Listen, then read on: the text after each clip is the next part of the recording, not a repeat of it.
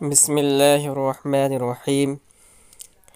آج ہم ہدایت النحو کے ایک اور نئے سبق کو پڑھیں گے۔ تو آج کا ہمارا سبق شروع ہوگا فحد الاسم کلمۃ تدل على معنى في نفسها غیر مقترن بأحد الازمنة الثلاثة عن الماضی والحال والاستقبال۔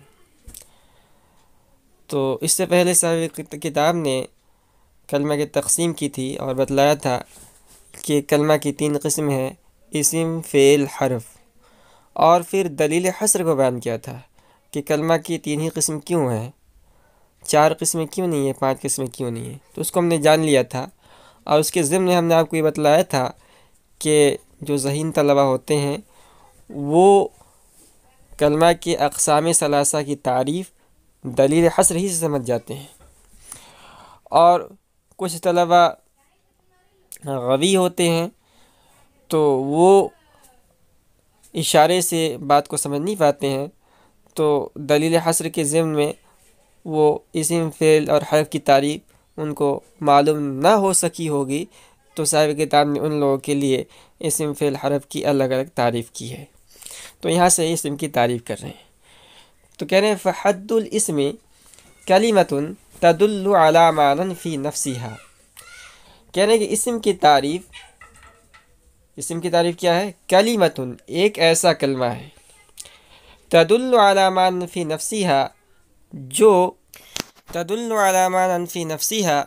جو دلالت کرے ایک ایسے معنی پر جو اس کے ذات میں پائے جاتے ہوں، غیر مقترن بأحد الازمنة الثلاثة، اور تینوں زمانوں میں سے کسی ایک زمانے سے ملا ہوا ہونا ہو۔ اب یہ تین زمانے کون کون سے ہیں؟ صاحب کتاب نے اس کی وضاحت کر دی ہے، عن الماضی والحال والاستقبال، یعنی ماضی، حال اور استقبال۔ تو یہ اسم کی تعریف ہوئی، اور اس تعریف کا خلاصہ یہ ہوا کہ اسم اپنے معنی بتلانے میں کسی دوسرے کا محتاج نہیں ہوتا ہے، وہ اپنے معنی خود بخود بتلا دیتا ہے، اور اس میں تینوں زمانہ، ماضی، حال، مستقبل میں سے کوئی زمانہ نہیں پایا جاتا ہے۔ اب اس کی مثال دے رہے ہیں مزید وضاحت کے لیے، کہ رجل و علم، جیسے کہ رجل اور علم۔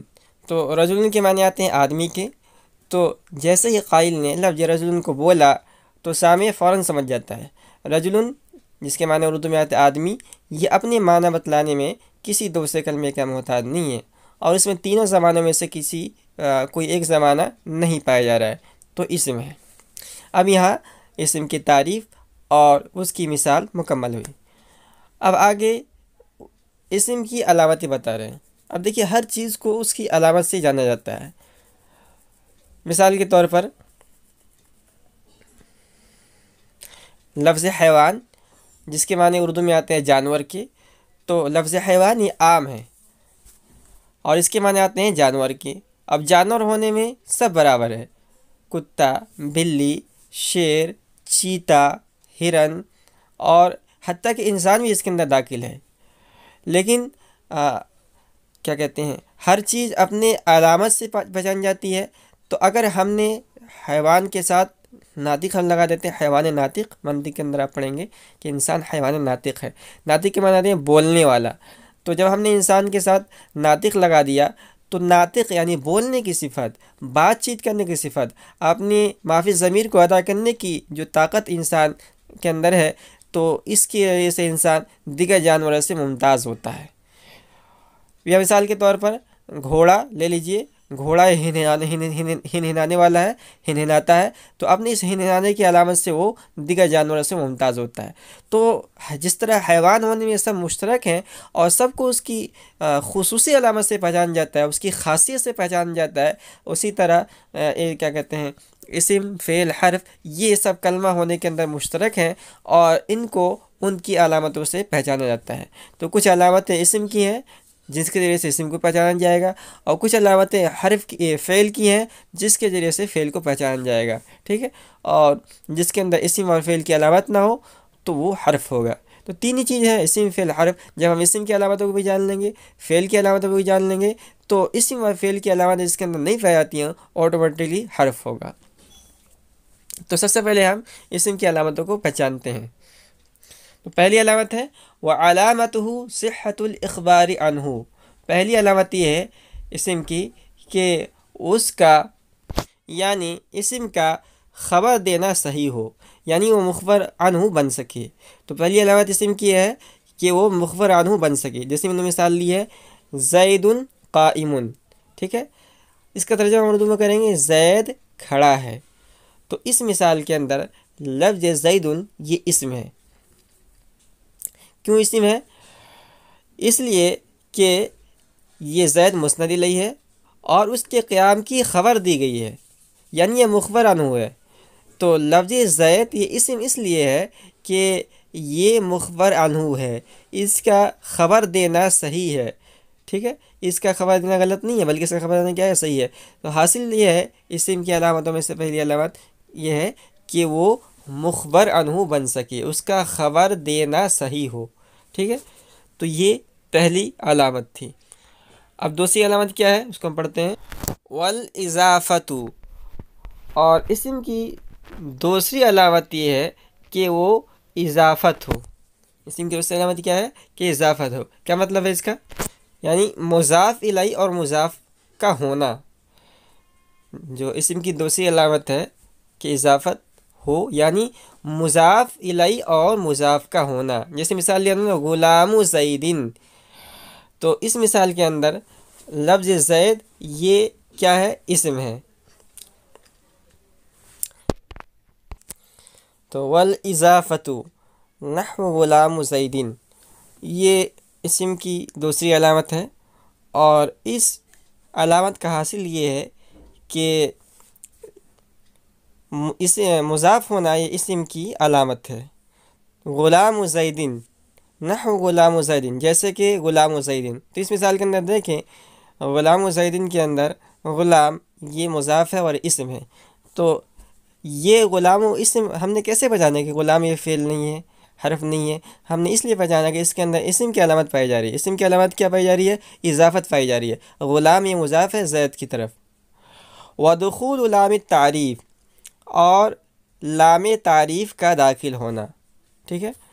تو یہ اسم کی تیسری علامت ہے، اور اس علامت کا حاصل یہ ہے کہ لام تعریف کا داخل ہونا یہ اسم کی علامت ہے. تو لام تعریف یعنی معرفہ، وہ لام جو معرفہ بنا دے، اور معرفہ کے اندر تخصیص ہوتی ہے. دو چیزیں ہوتی ہیں نا، آپ پڑھیں گے آگے، اور نحو میر کے اندر آپ نے پڑھا ہوگا معرفہ نکرہ. تو نکرہ کے اندر ابہام ہوتا ہے اور معرفہ کے اندر تخصیص ہوتی ہے. تو کبھی کبھی ایسا ہوتا ہے کہ کسی اسم نکرہ کو الف لام داخل کر کے معرفہ بنایا جاتا ہے، تو تاکہ اس کے اندر خصوصیت پیدا ہو جائے اور اس کا نکرہ پن ختم ہو جائے. تو لام تعریف یہ ابہام کو دور کرنے کے لیے آتی ہے، اور ابہام یہ صرف اسم کے اندر پایا جاتا ہے، اس لیے لام تعریف یہ اسم کی علامت ہے. جیسے مثال دیا نا الرجل، تو اس مثال کے اندر آپ دیکھیں الرجل یہ رجل تھا، اس پر ہم نے الف لام داخل کر کے اس کا ہم نے بنا دیا الرجل، تو یہ اسم ہے. اب ہم نے کیسے پہچانا کہ الرجل اسم ہے، فعل نہیں ہے؟ ہم نے اس لیے پہچانا کہ اس پر لام تعریف یعنی معرفہ بنانے والا لام الف لام موجود ہے، ٹھیک ہے. تو اس الف لام نے اس کو معرفہ بنایا، اور ساتھ ہی ساتھ یہ بھی بتلا دیا کہ یہ فعل نہیں بلکہ اسم ہے. والجر والتنوین، اور جر اور تنوین کا داخل ہونا. نحو بزیدن، جیسے کہ بزیدن، یہ بزیدن یہ دونوں کی مثال ہے. جر کی مثال ہے، دخول جر کی مثال ہے، اور دخول تنوین کی مثال ہے. تو اس خاصیت کا خلاصہ یہ ہے، اس علامت کا خلاصہ یہ ہے کہ اسم کی ایک علامت ہے جر کا داخل ہونا. جر آپ جانتے ہیں حرف جر، یہ 17 ہے، آپ نے پڑھا ہوگا، باو تاو کاف لامو.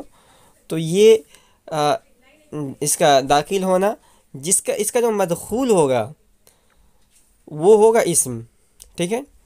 تو اگر کوئی لفظ ہے اور اس پر حرف جر میں سے کوئی حرف داخل ہو رہا ہے تو اس بات کی علامت ہے کہ جو مدخول ہے، جس پر حرف جر داخل ہوا ہے، وہ فعل نہیں بلکہ اسم ہے۔ جیسے مثال لیں مررت بزیدن، تو اس مثال کے اندر لفظ زید، لفظ زید اسم ہے، اور اسم ہم نے کیسے پہچانا کہ اسم ہے؟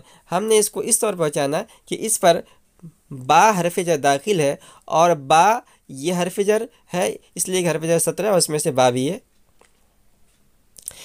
اور اسی طرح تنوین کا داخل ہونا یہ بھی اسم ہونے کی علامت ہے۔ جس نے مثال دی ہے نا بزیدن، لفظ بزیدن دی ہے نا، یہ تو بزیدن جو ہے، بزیدن کے اندر جو آخر میں تنوین ہے، تو یہ تنوین بتلا رہا ہے کہ زید یہ فعل نہیں بلکہ کیا ہے، اسم ہے۔ کیوں؟ کیونکہ یہ تنوین یہ اسم کی علامتوں میں سے ایک علامت ہے اور اسم کے ساتھ خاص ہے۔ آگے ہے والتثنیۃ والجمع والنعت والتصغیر والنداء، ایک ساتھ انہوں نے بیان کر دی ہے تثنیہ، جمع۔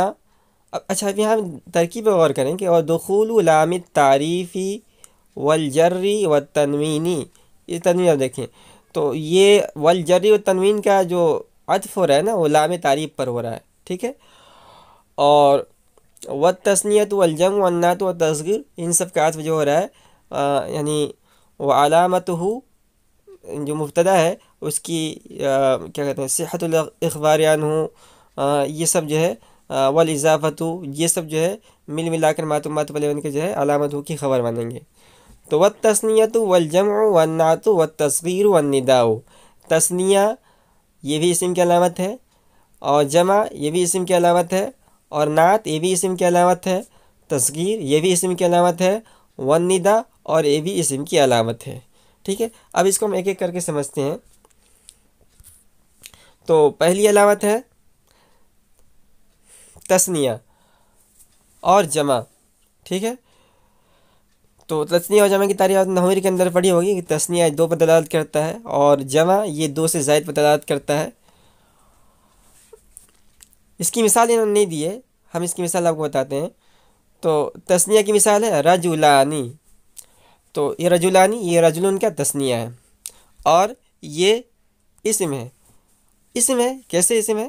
اس لیے کہ تثنیہ ہے، تثنیہ ہونا اسم کی علامت ہے، تو جیسے ہی ہم تثنیہ کو دیکھیں گے تو ہم سمجھ جائیں گے کہ اسم ہے، فعل نہیں ہے۔ اور جمع کی مثال ہے رجالن، رجالن یہ جمع ہے اور جمع ہونے کے ساتھ ساتھ اسم بھی ہے، اس لیے کہ جمع ہونا اسم کی علامت ہے۔ اب ایک سوال کوئی چھوٹا سا کرے کہ بھئی فعل بھی تثنیہ اور جمع ہوتا ہے، جیسے فعلا یہ واحد ہے، فعلا تثنیہ ہے، فعلو یہ جمع ہے۔ تو یہ بات دھیان رکھیے کہ فعل تثنیہ اور جمع نہیں ہوتا ہے، فعل تثنیہ اور جمع جو ہوتا ہے وہ فاعل کے اعتبار سے ہوتا ہے، ٹھیک ہے۔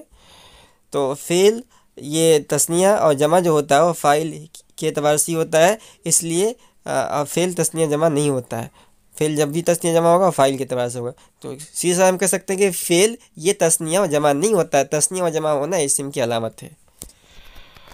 اس کے بعد ہے نعت، نعت کے معنی آتے ہیں صفت، اور صفت یہ آپ نے نحوی کے اندر نعت کی تعریف پڑھی ہوگی، صفت کی تعریف، اور ہدایت النحو کے اندر بھی بحث آئی ہے اس کی، اور اس کا حاصل یہ ہے کہ صفت یہ کیا کہتے ہیں کسی چیز کی اچھائی اور برائی کو بیان کرتا ہے۔ ہم جو کہتے ہیں نا نعت النبی صلی اللہ علیہ وسلم، یا نعت، میں نعت پڑھ رہا ہوں، آپ ایک نعت پڑھ دیجئے، تو نعت کے معنی آتے ہیں یعنی حضور پاک صلی اللہ علیہ وسلم کی اچھائی کو بیان کرنا، ان کے کیا کہتے ہیں مدح سرائی کرنا، تو یہ بھی ایک قسم کی یعنی صفت ہوتی ہے، اس لیے اس کو نعت کہا جاتا ہے۔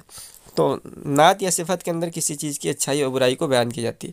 تو اگر کسی چیز کی اچھائی یا برائی کو بیان کی جا رہی ہے تو ہم کہیں گے کہ یہ اسم ہے، یعنی اسم ہونے کی علامت ہے۔ جیسے رجل صالح، تو اس مثال کے اندر رجل یہ موصوف ہے اور صالح اس کی صفت ہے، تو رجل सालिहुन जब किसी ने कहा तो हमने फ़ौरन पहचान लिया कि इसके अंदर, इस मिसाल के अंदर लफ्ज़ रजुलुन ये इस्म है, फ़ेल या हरफ नहीं है। और हमने कैसे पहचाना? इसलिए कि सालिहुन ये नात है, ये सिफ़त है रजुलुन की। इसका तर्जुमा उर्दू में हम करेंगे रजुलुन सालिहुन, अच्छा मर्द, नेक सालेह मर्द।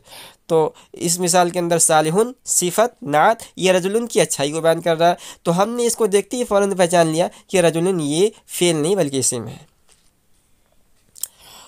और इसी तरह की अलामत है तस्गीर का होना। तो इसकी बहस भी नहव के अंदर शायद आई होगी और हिदायतुन्नहव के अंदर तफसील के साथ आएगी। और उसका हासिल ये है कि इसमें तस्गीर ये कि हक़ारत पर दलालत करती है, किसी के यानी कहते हैं कि आदमी हक़ीर है, तो किसी के हक़ारत और उसके हक़ारतपन पर दलालत करती है, इसमें तस्गीर के अंदर होता है। छोटेपन पर, तस्गीर के माने छोटे के आते हैं, तो किसी चीज़ की हक़ारत या छोटाई को बयान करती है इसमें तस्गीर। तो ये भी क्या कहते हैं इस्म की अलामत है। जैसे आप पढ़ेंगे रजुलुन से हमने बनाया रुजैलुन। एक सहाबी थे, उनका नाम मालूम नहीं है, लेकिन वो हुज़ूर पाक सल्लल्लाहु अलैहि वसल्लम की खिदमत में हाजिर होते थे। तो हुज़ूर पाक सल्लल्लाहु अलैहि वसल्लम ने उनसे उनका नाम यानी आप सल्लल्लाहु अलैहि वसल्लम ने फरमाया या उमैर मा फ़अलन नुग़ैर। तो उमैर के माने आते हैं छोटी उम्र वाला।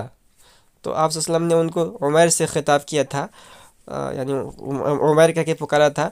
तो कहते हैं कि उनकी छोटे यानी हुज़ूर पाक सल्लल्लाहु अलैहि वसल्लम ने जब उनको उमैर कह दिया, छोटी उम्र वाला, तो उनका कम उम्र के अंदर ही उनका इंतकाल हो गया।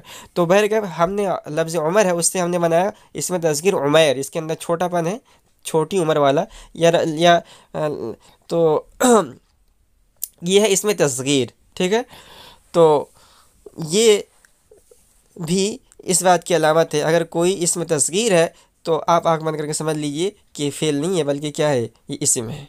ठीक है, तो ये इसमें तस्गीर हो गया। और एक अलामत है मुनादा, निदा है ना, मुनादा का होना, जैसे या ज़ैदू या रजुलू। तो किसी इस्म का मुनादा होना ये इस्म की अलामत है। तो दो चीज़ें होती हैं, आप पढ़ेंगे जब निदा की भाषा आएगी वहाँ तफसील से पढ़ेंगे आप। एक होता है हरफ निदा और एक होता है मुनादा। तो मिसाल के तौर पर हमें अपने भाई को या किसी तालिब इल्म को बुलाना है, तो हम कहेंगे, तालिब इल्म के नाम मिसाल के तौर पर ज़ैद, तो हमने बोला या ज़ैद। ठीक है, या ज़ैद, या उर्दू में हम कहेंगे ए ज़ैद, तो दौड़ के आएगा तालिब इल्म कि उस्ताद ने बुलाया। तो इस मिसाल के अंदर दो चीज़ें हैं, एक है या और दूसरा ज़ैद। तो या ये हरफ निदा है, हरफ निदा की तादाद आप पढ़ेंगे हिदायतुन्नहव के अंदर आ जाएगी। और ज़ैद जो है मुनादा है। ठीक है, तो ये इस्म की अलामत में से एक अलामत है उसका मुनादा होना। तो हमने जब कहा या ज़ैद, तो जैसे हम बोलेंगे आप फ़ौरन समझ जाएंगे कि ज़ैद, लफ्ज़ ज़ैद जो है ना, ये लफ्ज़ ज़ैद ये फ़ेल नहीं है बल्कि क्या है, ये इस्म है। और हमने इसको कैसे पहचाना? हमने इसलिए पहचाना कि ये मुनादा है, इस पर यह हरफ निदा दाखिल करके ज़ैद को मुनादा बनाया गया है। तो यहाँ ये बात पूरी हो गई। और आगे कह रहे हैं फ़इन्ना कुल्ला हादिही ख़वासुल इस्म। अब ये इतनी सारी अलामतें बयान करने के बाद कह रहे हैं कि सारे के सारे इस्म के ख़वास हैं। तो जब ये बात मालूम हो गई कि ये जो मुंदरजा वाला अलामतें चीज़ें बयान की गई हैं ये इस्म की अलामत हैं, तो इस्म की अलामत होने के साथ साथ ख़ासा भी है। ख़ासा कहते हैं जो किसी चीज़ के साथ इस तरह ख़ास हो कि किसी दूसरी चीज़ में न पाई जाए। तो जब ये अलामत है तो अलामत होने के साथ साथ इस्म के ख़ासा भी है, ख़वास में से भी है, ख़ासा भी है, इसलिए कि अलामत और ख़ासा एक दूसरे को मुस्तलज़िम है। अब देखिए ये साहिब हिदायतुन्नहव है और ये यानी बहुत अच्छे अंदाज़ में इसकी तरतीब है और इसकी इबारतें हैं, काफ़िया के अंदर बहुत ज़्यादा इख्तिसार है। तो अब इसके अंदर देखिए जो इस्म की पहली अलामत बयान की थी सिहतुल इख़बारी अन्हु। ठीक है, अब हो सकता है कि किसी तालिब इल्म को इख़बार अन्हु का मतलब समझ में नहीं है, इसलिए साहिब किताब ने ख़ुद इसकी वजाहत कर दी है। तो कह रहे हैं मानल इख़बारी अन्हु अन यकूना महकूमन अलैहि लिकौनिही फ़ाइलन औ मफ़ऊलन औ मुब्तदअन। कह रहे हैं کہ اس میں ہم نے جو پہلی علامت بیان کی تھی اخبار عنہ، ہو سکتا ہے آپ کو اس کا مطلب سمجھ میں نہیں آیا ہو، تو اس کا مطلب یہ ہے کہ ان یکون محکوما علیہ، کہ وہ محکوم علیہ ہو، یعنی اس پر حکم لگایا جا رہا ہو۔ اسم کی جو پہلی علامت ہے کہ وہ مخبر عنہ بن سکے، تو اس کا مطلب یہ ہے کہ وہ محکوم علیہ بن سکے، اس پر حکم لگایا جائے، لکونہ فاعلا او مفعولا او مبتدا، اس کے فاعل ہونے کی وجہ سے یا مفعول ہونے کی وجہ سے یا مبتدا ہونے کی وجہ سے، مطلب ہے کہ مسند علیہ بن سکے، ٹھیک ہے۔ اور محکوم علیہ یا تو فاعل ہوگا یا مفعول ہوگا۔ مفعول سے مراد ہے مفعول ما لم یسمى فاعلہ، اس کی بحث آگے آئے گی تعریف کے ساتھ مرفوعات کے ساتھ۔ تو جو محکوم علیہ ہوگا یا مسند علیہ ہوگا وہ تین ہی چیزیں ہو سکتی ہے، یا تو فاعل ہوگا یا مفعول ہوگا، یعنی مفعول ما لم یسمى فاعل ہوگا، یا مبتدا ہوگا۔ یہاں بات پوری ہو گئی۔ اب آگے اسم کی وجہ تسمیہ بیان کر رہے ہیں کہ اسم کو اسم کیوں کہا جاتا ہے۔ اب یہاں ایک بنیادی بات دیکھیں کہ دیکھیے یہ جس طرح مکتب فکر ہوتا ہے، فقہ کا لے لیجئے، علماء ماوراء النہر ہیں، اور علماء کوفہ ہیں، اور علماء مدینہ ہیں، اور علماء مکہ ہیں، تو یہ احناف میں ہی دیکھ لیجئے، احناف میں امام ابو حنیفہ ہیں، امام ابو یوسف ہے، محمد ہیں، تو ان میں بہت ساری باتوں میں اتفاق ہے اور کچھ مسائل کے اندر اختلاف ہوتا ہے، ٹھیک ہے۔ تو کبھی اکثر تو مسائل کے اندر امام ابو حنیفہ رحمۃ اللہ علیہ قول کو ترجیح دی جاتی ہے، اور بعض مسائل کے اندر امام ابو یوسف کے قول کو ترجیح دے دی جاتی ہے، کبھی امام محمد کے قول کو ترجیح دے دی جاتی ہے۔ تو اسی طرح علم نحو کی جو مسائل ہیں اس میں بھی بہت سارے مکتب فکر ہیں۔ بنیادی طور پر دو ہی مکتب فکر یعنی جن کے قول آتے ہیں، ایک ہے علماء کوفہ یا کہہ لیں نحات کوفہ، اور دوسرے نحات بصرہ، ٹھیک ہے۔ تو بہت ساری باتوں کے اندر ان میں اتفاق بھی ہے اور بہت ساری باتوں کے اندر اس میں اختلاف ہے۔ اب اسم کو اسم کیوں کہا جاتا ہے؟ اس میں کوفیین اور بصریین کا اختلاف ہے، ٹھیک ہے۔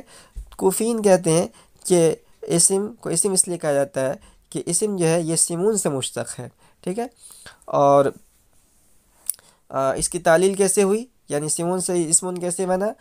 تو آخر سے ہم نے واو کو حذف کر دیا اور شروع کے اندر ہم حمزہ وصل زائد لے کر آئے، اور میم کے سکون کو ہم نے سین کو دے دیا، تو اسمون بن گیا۔